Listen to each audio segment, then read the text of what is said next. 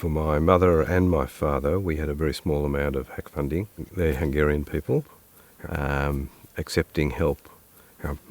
My mother never saw herself as a carer, and she looked after Dad night and day, 24/7 for 10 years. It was really tough. When I went through it, we were too young. My wife had early onset, and there was nothing available for us. The very best we could get was a couple of hours a week. Never could they guarantee the same person might come, and it was just totally inappropriate, so it just didn't work for us. Even when my mother was going downhill, for me to allow her the autonomy to make her own decisions, it's a struggle, because I often thought I knew what was good for her, I knew what she needed, Yes. Okay.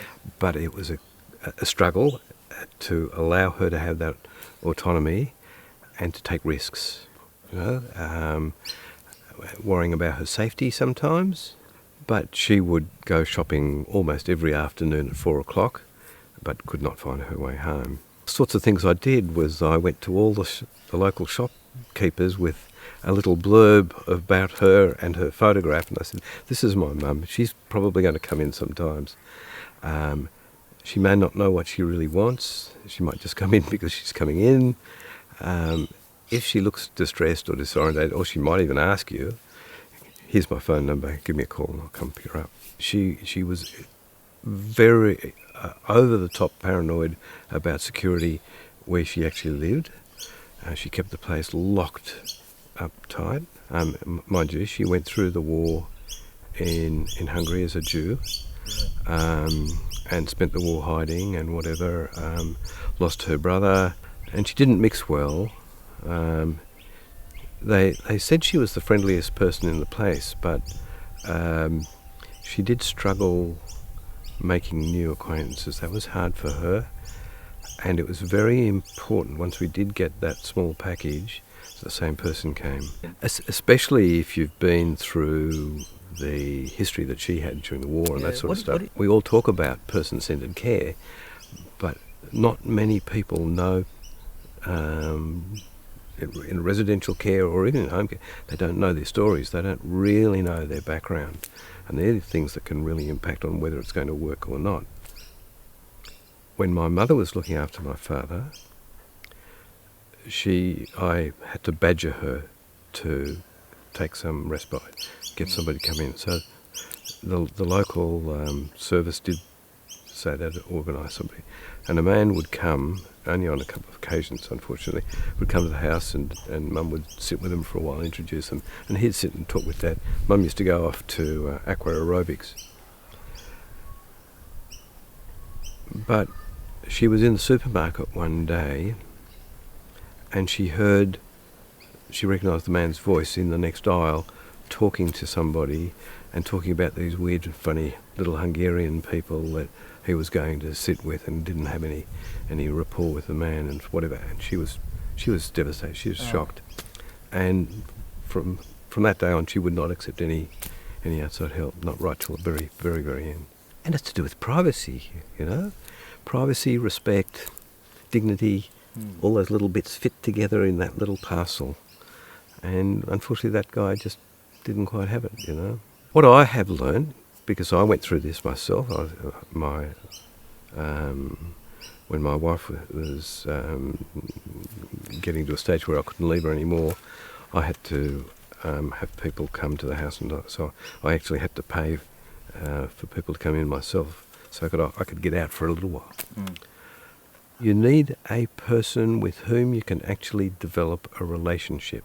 Unless that person who's coming to their house, whether they're going to do the gardening, whether they're going to clean windows, whether they're going to take them out for a walk, unless they can actually develop a genuine relationship, this is not going to work. And I think one of the biggest problems we have with respite is where somebody goes to a place or somebody comes to their place that there is no relationship built there. Yes. And I think part of the issue is that the the staff that are providing these services don't have the training or don't have the empathy that this person that they've come to spend some time with or to provide a service to wants to be treated as naturally as possible and as they've always been treated. This is part of their life. It's just a little bit further down the line, but it's not something very different. And when people try to make it different, then those things don't work. I think that's where some of those services fail, some of the respite fails. You know, I'll go back to my mother's example again. Okay, so she was Hungarian, both my parents are Hungarian, strong accents, very European in their ways. I'd have to say low tolerance for people of a different colour, people from Asia or Africa, really. Maybe it had something to do with their experiences during the war, who knows. Yeah. But when they actually had people come to provide services to them who were either black or Asian or whatever, for them, that didn't exist anymore. It was how the person behaved with them. It was that side of it that mattered. I was surprised. I thought, we're going to have some problems here. There were some language issues, but they really turned out very funny because they couldn't understand each other's accents. But it worked. Yes. And particularly at the end of my mum's life, when she was in a nursing home, many of the staff there were not Australian-born people, and she got on fantastically with them. Whereas when she was younger, and her tolerance levels were not as the same as they were much later. I think they liked her. As I think it goes back to that relationship thing. Yes. Many of them actually in their culture were able to have a relationship with an older person.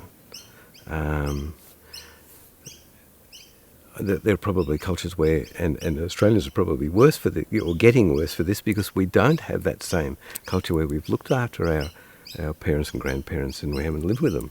So I think that's one of the skills that these people did have.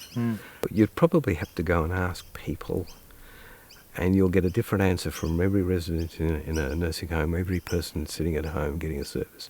They'll have a different concept.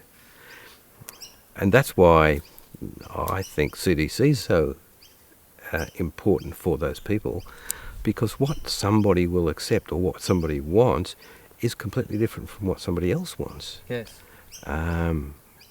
And it's allowing people, as far as they wish, to be able to direct their life. That's the important aspect there. Make their life as normal as possible. And that meant from daily routines through to trying to maintain social contacts, and that was for me as well as for my wife and my parents.